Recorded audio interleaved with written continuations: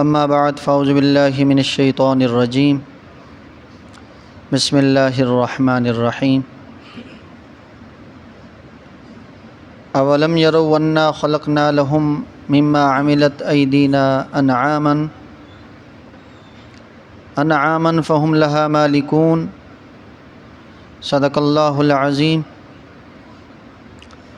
مولایا صلی وسلم دائما ابدا علی حبیبک خیر الخلق کلہم۔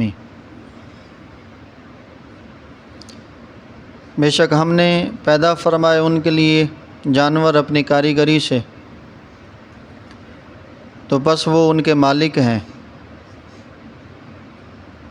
وَظَلَّلْنَاهَا لَهُمْ فَمِنْهَا رَكُوبُهُمْ وَمِنْهَا يَأْكُلُونَ، ہم نے ان جانوروں کو ان کے تابع کر دیا، بس ان میں سے کچھ ان کی سواری کے لیے ہیں اور کچھ کا یہ گوشت کھاتے ہیں۔ وَلَهُمْ فِيهَا مَنَافِعُ وَمَشَارِبُ أَفَلَا يَشْكُرُونَ، اور ان کے لیے ان جانوروں میں منافع ہیں اور پینے کی چیزیں ہیں، کیا بس وہ شکر نہیں کرتے؟ یہ سورہ یاسین کی 3 آیات تھیں، آیت نمبر 71، 72 اور 73، جس کی تلاوت اور ترجمہ آپ نے سماعت فرمایا، اور انشاءاللہ آج کا درس آیت نمبر 83 تک ہوگا۔ اللہ رب العزت نے اپنی قدرت کے دلائل ارشاد فرماتے ہوئے فرمایا کہ اے اللہ تعالیٰ کے منکرو، کیا اللہ تعالیٰ نے جانور نہ بنائے کہ وہ جانور رب العالمین نے بنا کے اور تمہیں ان کا مالک بنا دیا؟ ان جانوروں میں سے کچھ تمہاری سواری کے تابع ہو گئے اور کچھ کا تم گوشت کھاتے ہو۔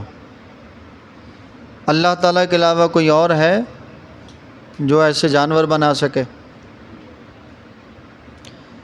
فرمایا کہ اس کے علاوہ بھی اس میں تمہارے لیے منافع رکھ دیے ہیں کہ ان کی کھال، ان کی اون تمہارے استعمال میں آتی ہے، اور ان جانوروں سے تم پینے کے لیے دودھ حاصل کرتے ہو۔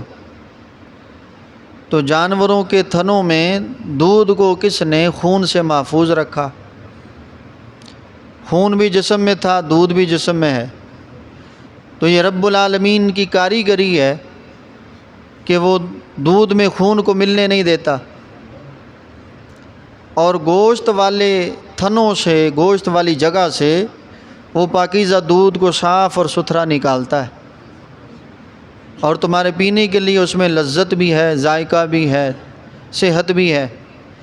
تو یہ اللہ تعالیٰ کے علاوہ کوئی اور نہیں کر سکتا۔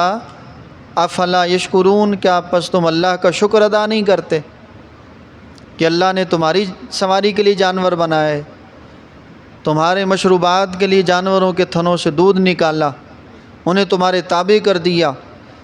یہ سب اللہ تعالیٰ کی قدرت ہے۔ وَاتَّخِذُوا مِن دُونِ اللَّهِ آلِهَةً لَعَلَّهُمْ يَنصَرُونَ، اور تم نے اللہ کے علاوہ اپنے معبود بنا لیے اور امید کرتے ہو کہ وہ تمہاری مدد کریں گے، تو ایسا ہرگز نہیں ہے، وہ بت تمہاری مدد کبھی بھی نہیں کر سکتے۔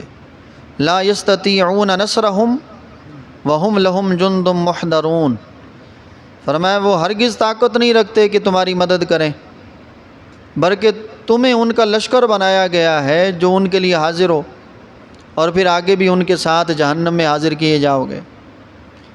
تم بتوں کو پوجتے ہو، بتوں کے ساتھ تم جہنم میں جاؤ گے، تم ان کے لشکر ہو۔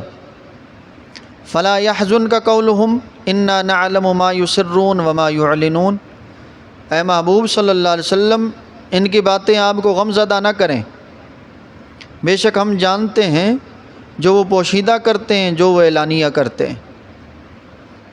اولم یر الانسان انا خلقناہ من نطفۃ فاذا هو خصیم مبین، کیا انسان نہیں دیکھتے کہ ہم نے انہیں نطفے سے بنایا اور پھر وہی انسان ہمارا کھلا دشمن ہو گیا۔ وَضَرَبَ لَنَا مَثَلًا وَنَسِيَ خَلْقَهُ، اور وہ مثال بیان کرتا ہے ہمارے لیے اور وہ اپنی تخلیق کو بھول گیا ہے۔ قال من یحیی العظام وہی رمیم، اور کہتا ہے وہ کیسے ان ہڈیوں کو زندہ فرمائے گا حالانکہ وہ بوسیدہ ہو چکی ہیں۔ قل فرما دیجئے یحییھا الذی انشأھا اول مرہ، ان ہڈیوں کو وہی زندہ فرمائے گا جس نے انہیں ابتداءً پیدا فرمایا تھا۔ وَهُوَ بِكُلِّ شَيْءٍ عَلِيمٌ، اور وہ ہر مخلوق سے باخبر ہے۔ اللہ رب العزت نے ان آیات میں کفار کے اس اعتراض کا ذکر فرمایا جو وقتاً فوقتاً کفار نے آ کے نبی پاک صلی اللہ علیہ وسلم سے کہا۔ ان میں عاص بن وائل تھا، بعض روایات میں ابو جہل ہے، بعض میں ابی بن خلف ہے۔ وہ ایک بوسیدہ ہڈی لے کر آئے اور آ کر نبی پاک صلی اللہ علیہ وسلم سے عرض کیا کہ حضور یہ بوسیدہ ہڈی ہے، اس کو آپس میں ٹکرایا تو وہ ٹوٹ گئی، بھر بھری ہڈی تھی۔ تو کہنے لگے کہ اللہ تعالیٰ اسے بھی زندہ فرمائے گا حالانکہ یہ ہڈی بوسیدہ ہو چکی ہے اور ریزہ ریزہ ہو رہی ہے۔ تو اللہ تعالیٰ نے ان آیات میں ان کے اعتراض کا جواب دیا، فرمایا وہ پوچھتے ہیں کہ یہ ہڈی بوسیدہ ہونے کے بعد دوبارہ زندہ ہوگی اور اسے کون زندہ کرے گا؟ تو آپ فرمائیے کہ وہ جس نے اسے ابتداءً پیدا فرمایا تھا۔ تو جو رب نطفے سے انسان بنانے پہ قادر ہے تو وہ اس انسان کو دوبارہ زندہ فرمانے پہ بھی قادر ہے۔ فرمایا جب بالکل نہیں تھا اس وقت رب العالمین نے بنا دیا، اس کی قدرت نے تخلیق کیا، تو اب تو اس کی مثال ہے، ڈھانچہ ہے، تو اب تو بنانا آسان ہے۔ ابتداءً بنانا تمہاری نظر میں مشکل تھا، تو اس نے جب ابتداءً تخلیق فرما دیا تو وہ دوبارہ اسے اٹھانے پہ، زندہ فرمانے پہ بھی قادر ہے۔ اور پیچھے ہم پڑھ آئے ہیں کہ حضرت ابراہیم علیہ السلام نے پوچھا کیف یحیی اللہ الموتیٰ، اے پروردگار آپ مردوں کو کیسا زندہ فرمائیں گے؟ اللہ تعالیٰ نے جواب میں فرمایا کہ ابراہیم آپ کا ایمان نہیں ہے۔ عرض کی رب العالمین ایمان ہے، وَلَٰكِن لِيَطْمَئِنَّ قَلْبِي، میں دل کا اطمینان چاہتا ہوں، دل مطمئن ہو جائے، کیونکہ میں نے دیکھا ہے کہ بعض لاشیں ایسی ہیں کہ ایک لاش دریا کے کنارے آپ نے دیکھی کہ جب دریا کا پانی چڑھتا تو دریائی مخلوق اسے کھاتی تھی، جب پانی اتر جاتا تو جنگلی جانور اس لاش کو کھاتے تھے۔ تو آپ نے عرض کی رب العالمین اس لاش کہ کئی حصے نہ جانے کن کن جانوروں کے پیٹ میں ہیں، تو پروردگار یہ کس طرح زندہ فرمائے گا؟ اللہ تعالیٰ نے فرمایا 4 پرندے پالو اور انہیں اپنے ساتھ مانوس کر لو، اتنا مانوس ہو جائیں کہ جب تم آواز دو تو وہ دوڑے چلے آئیں۔ آپ نے 4 پرندے پالے، مانوس کر لیے، پھر فرمایا اب انہیں ذبح کرو، ذبح کر دیا، فرمایا ان کا گوشت اور قیمہ بناؤ، گوشت قیمہ بنایا، پھر فرمایا ان کا قیمہ آپس میں ملا دو، ہر ایک پرندے کا قیمہ دوسرے کے قیمے میں شامل کر دیا گیا، پھر فرمایا ان میں سے کچھ کچھ حصے اٹھا کے مختلف پہاڑوں پہ رکھ دو اور ہر پرندے کا سر اپنے پاس رکھ لو۔ حضرت ابراہیم علیہ السلام نے ایسا کیا، 4 پرندے ذبح کیے، پھر ان کا گوشت بنایا، قیمہ آپس میں مکس کیا، کیونکہ سوال یہی تھا نا کہ ایک مردہ کئی جانوروں کے اور کئی جانداروں کے پیٹ میں گیا ہے تو کیسے زندہ ہوگا؟ تو آپس میں گوشت جب مل گیا اور مختلف قیمے کے حصے پہاڑوں پہ رکھ دیے گئے، اللہ تعالیٰ نے فرمایا اب آواز دو، پکارو۔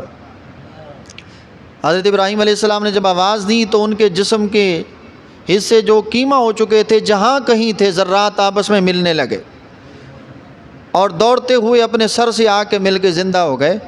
تو اللہ تعالیٰ نے فرمایا جس طرح رب العالمین ان پرندوں کو زندہ فرمانے پہ قادر ہے تو اسی طرح مردوں کو بھی زندہ فرمانے پہ قادر ہے۔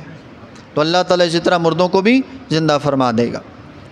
تو اللہ تعالیٰ کی ذات نے فرمایا کہ ابتداءً پیدا فرمانا مشکل تھا، لیکن رب العالمین کے لیے ابتداءً پیدا فرمانا بھی مشکل نہیں ہے، وہ تمہاری نظر میں مشکل تھا تو رب العالمین نے وہ فرما دیا تو یہ اس کی بنسبت بہت آسان ہے۔ فرمایا الذی جعل لکم من الشجر الاخضر، وہی ذات ہے جس نے تمہارے لیے سبز درخت سے نارن آگ کو بنایا، فَإِذَا أَنْتُم مِّنْهُ تُوقِدُونَ، اور تم اسے جلانے والے ہو۔ أَوَلَيْسَ الَّذِي خَلَقَ السَّمَاوَاتِ وَالْأَرْضَ، بقادر علی ان یخلق مثلہم، کہ وہ ذات جس نے آسمانوں اور زمینوں کو پیدا فرمایا تو کیا وہ اس کی مثل بنانے پہ قادر نہیں ہے؟ بلا وہو الخلاق العلیم، کیوں نہیں، وہ پیدا فرمانے والا علم والا ہے۔ انما امرہ اذا اراد شیئا ان یقول لہ کن فیکون، اور جب اس کا امر کسی چیز کا ارادہ فرماتا ہے تو وہ حکم دیتا ہے ہو جا، تو پس وہ ہو جاتا ہے۔ فسبحان الذی بیدہ ملکوت کل شیء والیہ ترجعون، پاک ہے وہ ذات جس کے دست قدرت میں ہر چیز کی ملکیت ہے اور اسی کی طرف تم لوٹائے جاؤ گے۔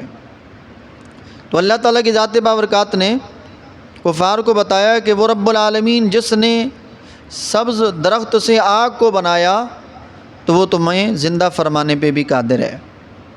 عرب میں 2 قسم کے درخت ہیں کہ جن کی شاخیں آپس میں ٹکرائی جائیں تو وہ سرسبز بھی ہوں تو ان سے آگ نکلتی ہے، اور وہ اتنی سبز ہوتی ہیں کہ ان میں پانی بھی موجود ہوتا ہے، لیکن ان کو جب آپس میں ٹکرایا جائے تو اس سے آگ نکلتی ہے، آگ بنتی ہے۔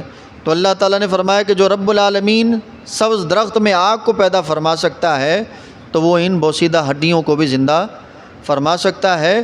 وہ قادر مطلق ہے، جو چاہے کرتا ہے، اس کی قدرت کے لیے کوئی چیز بھی بعید نہیں ہے۔